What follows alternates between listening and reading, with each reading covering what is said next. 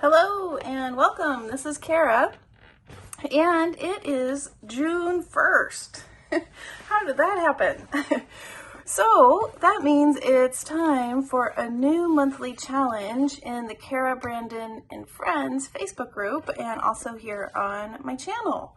So in May, we were going to do Mass Make May, but then our April challenge kind of rolled over into May, our altered book kind of rolled over. So what we did is kind of combined the April and May challenge, and now it's June and we're going to start a new one. I wanted to kind of keep with the theme of the mass make. So Kelly, the moderator of the Facebook group, came up with the idea for Jump Ahead June. So we're going to jump ahead, get a head start on some mass makes that we can have in our stash so that as we make future journals, we'll have things at the ready.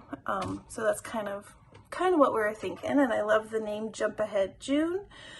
So we are going to have a 4-week challenge. I have notes over here, so why don't I just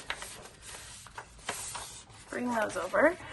So during the month of June, we're going to jump ahead on our ready-made stash, use our stash to make ephemera for junk journals.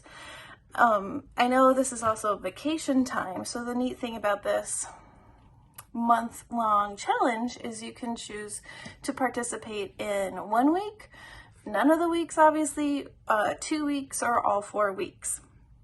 So each week is going to have kind of a separate challenge within the challenge. So you can participate as much or as little as you want. Each week we're also going to do a drawing for prizes.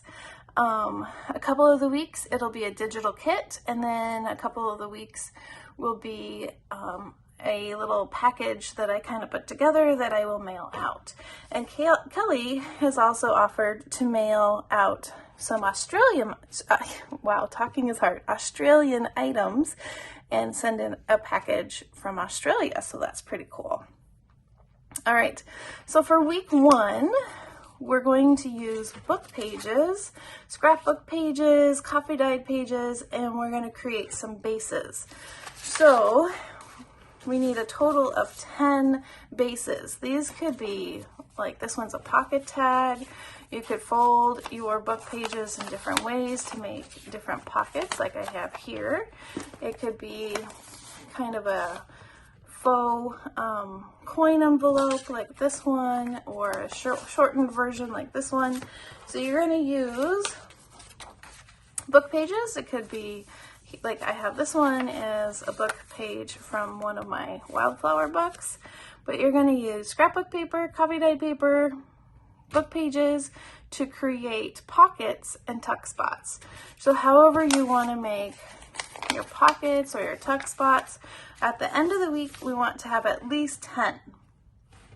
I think you'll be able to make even more than that. The beauty of mass make is that you kind of get into repetition and you just kind of keep folding the paper the same way or gluing the same way, and so you'll probably end up with more than 10 items. And so then what you'll do is you'll post a picture for the week 1 prompt we'll have in the group, and then all of the people who have posted their pictures for week 1 will then be entered to win the prize for week 1. And then week 2, we're going to use wallpaper. If you have like vintage wallpaper, wrapping paper, digital kits, scrapbook pages, book pages, to make a total of 20 tags.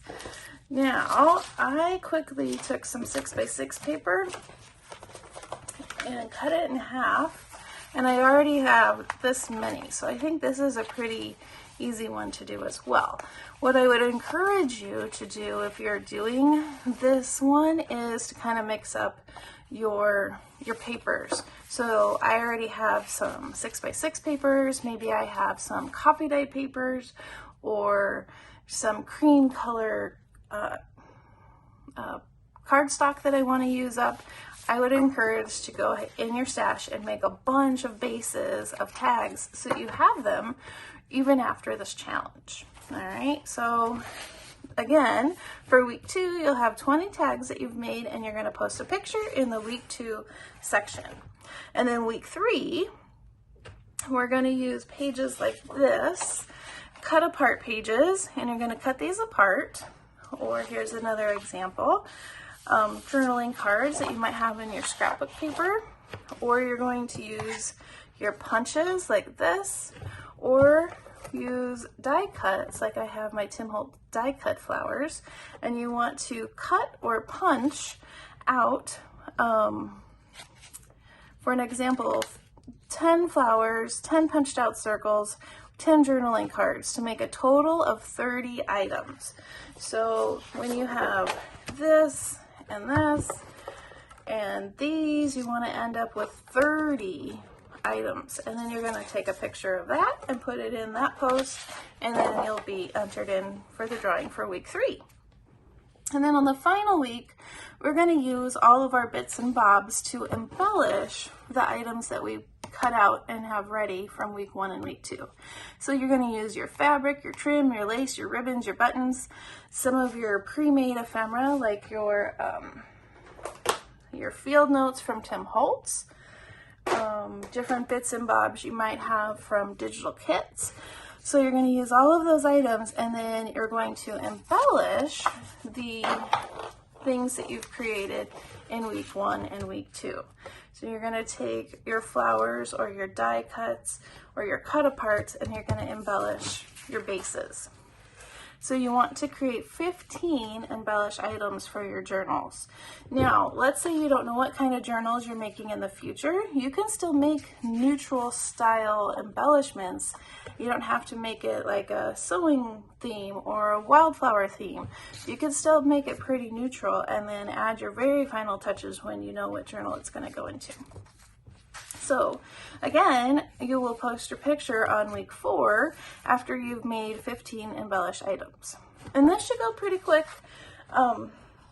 if you have all these pieces at the ready. So that is kind of our hope. And the other thing, Kelly and I are going to have some different videos throughout the month of different ideas of mask making. And of course, I'll have links to some of my favorite mask make videos in the description of the video I am also, posting. So keep your eye out for those. If you have questions about the challenge, please post it in the comments below. I hope you join us, and good luck. Let's get crafty, and I'll see you in the next video. Have a wonderfully crafty day. Bye-bye.